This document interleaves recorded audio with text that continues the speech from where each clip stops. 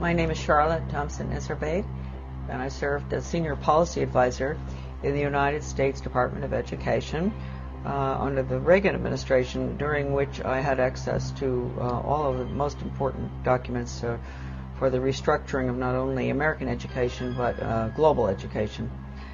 And I'm also the author of The Deliberate Dumbing Down of America, which gets into all of this, gives the background of what I saw not only in the Department of Education but as a local school board member. I was trained to identify the resistors to the sex ed, drug ed, alcohol ed, suicide ed, death ed, those good, smart Americans who realize that anything that has education hanging off the end of it is probably not what they're looking for. I was trained to identify those good people and to go up against them, and actually to go and try to get them to join us through the group process system, make them feel important, get them on a committee. And when that just blew my mind. I have to say, people often ask me, what is it that got you involved in education? Well, finding out what I saw at the local level certainly upset me. When I went and I saw that Americans were being trained to identify resistors, then I got pretty upset. And luckily, there was a big book that came with the in-service training called Innovations in Education, A Change Agent's Guide. And I was able to take that back home with me.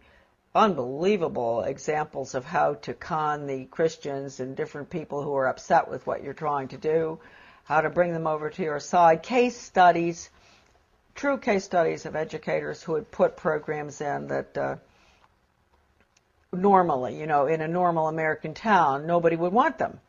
How did they manage to get them in? How did they con the people? And the other thing was, not only was I trained to identify the resistors, I was trained to go to the important people, high-profile, highly thought-of people in the community, with the Rotary and Chamber of Commerce, Garden Club, you name it, the different groups in our towns. Go to them and convince them of the importance of these new programs like sex ed, drug ed, I just mentioned all of them, and to get them on your side, because when you can get the leadership in a community to go along with it, then the newspaper comes in and says, a committee's been set up with the head of the Rotary and this and that, and they're all getting behind this task force to discuss whether we're going to have a new sex education program. And then when Mary Jones, who ordinarily would think, why would we want to have a sex education program when we don't have any problems with kids having sex or anything? So she might be concerned. She might be one of the resistors. She reads that her best friend, who's the head of the Garden Club, is on this committee, and she thinks, oh, well, hey, Mary Appleton is on that committee. She's heading it up. It must be okay. So I was taught really how to con the community. They always call everybody by the first name. You have to get very, affectionate with people, and you say, William, I'm so glad you've come to this meeting, and I understand your concerns about this program because, I've had other people. Usually it's the really bright people in the community who have these concerns. And would you like to join our group? The original program was funded by what would subsequently become my office. It was funded by the Office of Research in the U.S. Office of Education, because it was funded early on, about the late 60s. Still funded, by the way. And the money went to the University of Michigan in Ann Arbor to a professor by the name of Ronald Havelock. And he was the one that put together the whole training, the whole seminar, the book. And in the back of the book they admitted it. Right in the back of the book, they had about 100 major change agents listed from all over the country. Some of them I recognize, some I still don't, but some I do. And so this was a very important project. And it was being carried out I'm sure, all over the country, not just where I was. This was in Searsport, Maine, this lovely little town on the coast of Maine, in the school there where the guy came in, the facilitator, not Professor Havelock, but a facilitator, to train us. And these were good people that were there. They were some of the teachers from my school, where I was on the local school board, principals, etc. Normal-looking Americans. You really ask yourself, they must themselves have reacted very much the way I did. That's why I've always had a lot of understanding for teachers that have to go through this stuff. I didn't have to continue going through it. They've had to, through the years, constant training, retraining, sensitivity training, break their values. Right, no wrong. You've got to have all religions represented, so, you know, tolerant of everything, and because that's the New World Order. Disorder, excuse me. Professor Benjamin Bloom is probably the most important behavioral psychologist ever to live. I mean, maybe not quite as much as Pavlov and Skinner, but he really implemented the system in education in the United States. And he was the author of the Taxonomy of Educational Objectives. And I know that doesn't mean much to us. It means a lot to teachers. They know. All teachers have to go through that, Bloom's taxonomy.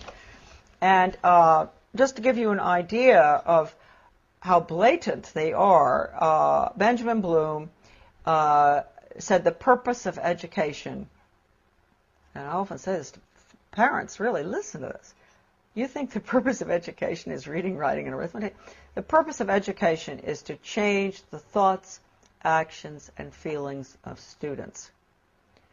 And then he goes on and he says, he defines good teaching, and this is even worse from the parental standpoint, as challenging the student's fixed beliefs.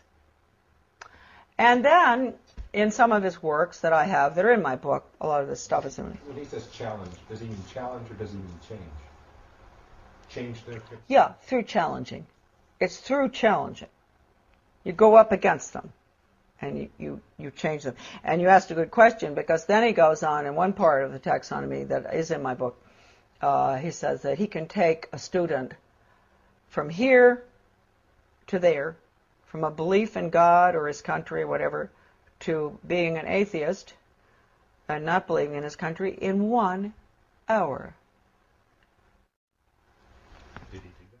Oh, yeah, he does it. And I've seen it with students. I've seen it with young people. And they don't even know, and teachers don't even know. That's why if you talk to teachers about it often, they'll really have an awfully hard time dealing with it. And if you go up to a superintendent, an educational administrator, superintendent or whatever, and you ask him or her, have you ever been through sensitivity training? They'll usually crack up because they went through it. They're the worst, those programs. I've been through them. I mean, how can anything be worse than some of the ones that the regular classroom has? But they're the worst. What do they teach the children? To bring about change. They put them through role-playing, psychodrama, all these psychological techniques where they play the part of starving children, and the other one plays the part of a very wealthy industrialist child. And, you know, they bring about the attitude and value change through the emotions. You know how young people are. You know, they're naturally very altruistic, and they want to help, and they don't like to see poverty around the world. And so what they'll do is, just like I think I mentioned to you earlier, or I don't know whether I did, going into the teacher, putting in the new social studies program in our community and walking through, taking the little tots through town and identifying big rich people's houses and small poor people's houses. That's a perfect example of what I'm talking about. Getting them young and making them feel sorry for the people who live in the trailer across from the captain's house, because they only eat hot dogs, not steak. And then they'll do the same thing with Ethiopia or wherever, some third world country, showing them the children dying, and then they'll show pictures of our affluence. And what do you eat for breakfast? Oh, you have eggs and bacon and cereal and orange juice and grapefruit and everything. Yum, yum, yum. Do you really think it's fair? Common unity. That's what we call it, common unity. It is no role for the individual in the community, and for everything that goes on in the Soviet Union or communism is based on the community, the commune.